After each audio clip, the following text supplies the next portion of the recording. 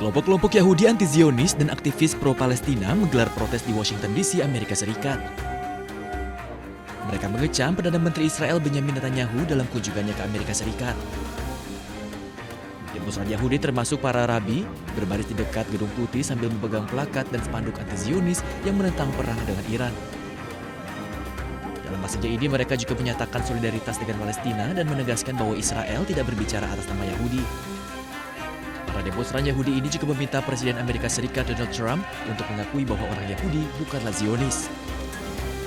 Sementara itu dengan aksi terpisah, kelompok pro-Palestina yang lebih kecil berkumpul di jalan dan meminta Israel untuk keluar dari Amerika. Aksi protes ini terjadi ketika Presiden Amerika Serikat Donald Trump dan Netanyahu mengadakan perbicaraan tertutup di Gedung Putih pada hari Rabu.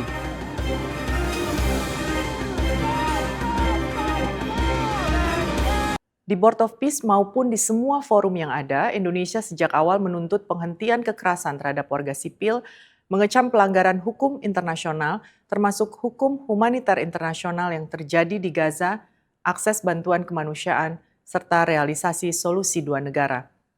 Dalam konteks tersebut, Indonesia melihat pentingnya keterlibatan para pihak yang berkonflik sebagai bagian dari proses menuju perdamaian.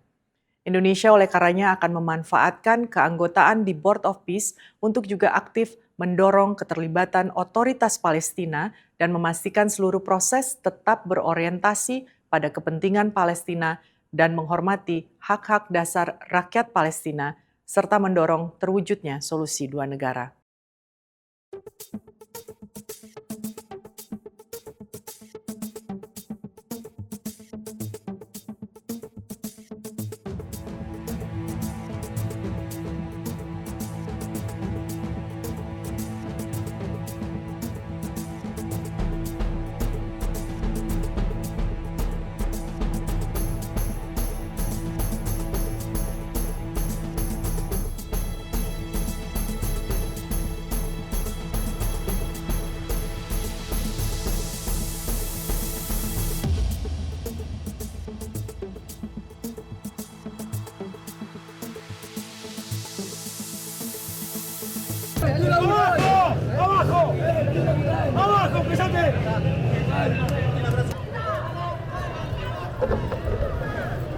Sedikitnya 11 orang ditangkap ketika serikat pekerja dan organisasi sosial berunjuk rasa menentang rancangan undang-undang reformasi perburuhan besar-besaran yang sedang dibahas di Senat.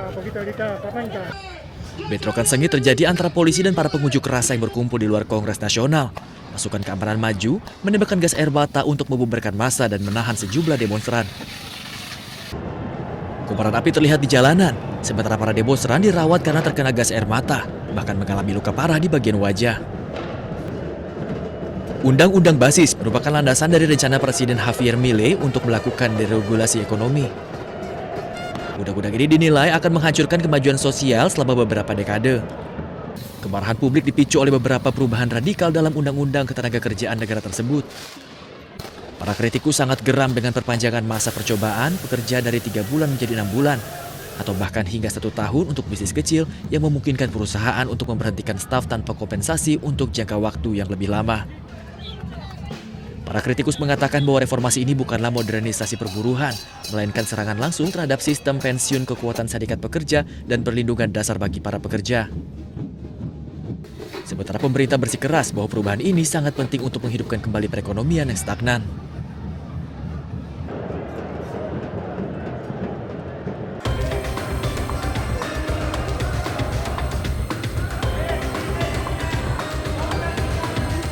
Perkelahian meletus di parlemen Turki pada hari Rabu. Keributan dipicu oleh ketegangan politik usai penunjukan Akin Gurlek sebagai Menteri Kehakiman baru pada perombakan kabinet terbaru Presiden Recep Tayyip Erdogan. Insiden bermula saat anggota parlemen oposisi mencoba menghalangi Jaksa Agung Istanbul Akin Gurlek mengucapkan sumpah jabatan. Penolakan sontak memicu ketegangan di ruang sidang. Bahkan para anggota parlemen saling baku hantam. Setelah ketertiban dipulihkan, pelantikan Menteri Kehakiman dan Menteri Dalam Negeri yang baru dilanjutkan dengan mengucapkan sumpah jabatan konstitusional.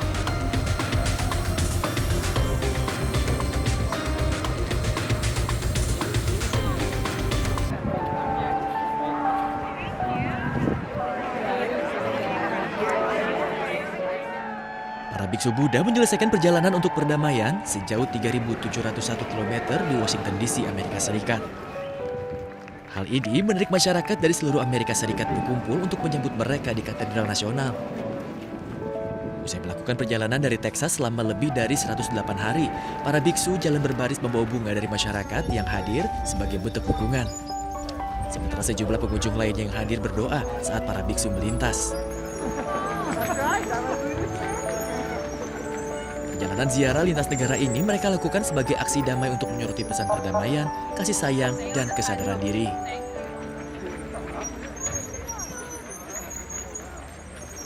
Where 16 teams are in the hat, with each awaiting their fate. Konfederasi Sepak Bola Asia AFC mengundi fase grup untuk Piala Asia U17 2026 di Kuala Lumpur, Malaysia pada Kamis sore. Dari hasil undian ini, Indonesia masuk dalam grup neraka. Indonesia. Skuad Garuda Asia berada di grup B dan dikepung 3 tim yang pernah menyabet trofi juara di ajang ini. Ada peraih 4 gelar Jepang, Tiongkok yang mengoleksi 2 trofi, serta Qatar yang terakhir kali menjadi juara pada tahun 1990. Sedangkan di grup A, tuan rumah Arab Saudi bergabung dengan Tajikistan, Thailand, dan Myanmar.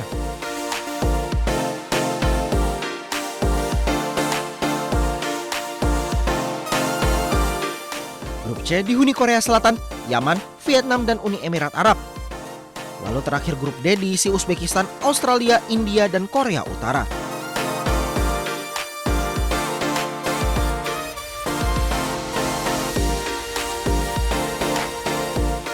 Piala Asia U17 2026 digelar pada 7 hingga 24 Mei.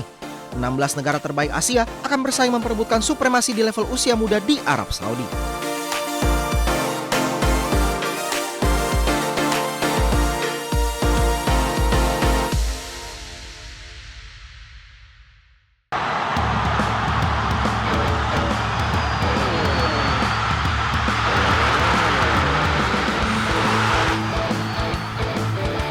Indonesia akan menjadi tuan rumah untuk FIFA Series 2026 yang digelar pada akhir Maret di Stadion Utama Gelora Bung Karno, Jakarta. Dalam turnamen persahabatan antar negara 2 tahun sekali ini, Indonesia menyambut Bulgaria dari zona UEFA, Kepulauan Solomon dari zona Oseania, serta Saint Kitts dan Nevis yang mewakili CONCACAF. Dalam turnamen ini, Indonesia akan menghadapi Saint Kitts dan Nevis pada 27 Maret 2026. Sedangkan Bulgaria akan melawan Kepulauan Solomon.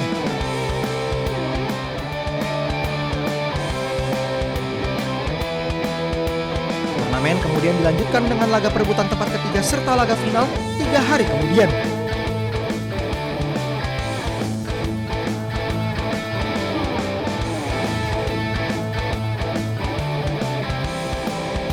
FIFA Series 2026 ini juga akan menjadi momen awal bagi pelatih baru timnas Indonesia John Hartman. Ini akan menjadi pembuktian pertama pria asal Inggris itu memimpin skuad Garuda di level internasional.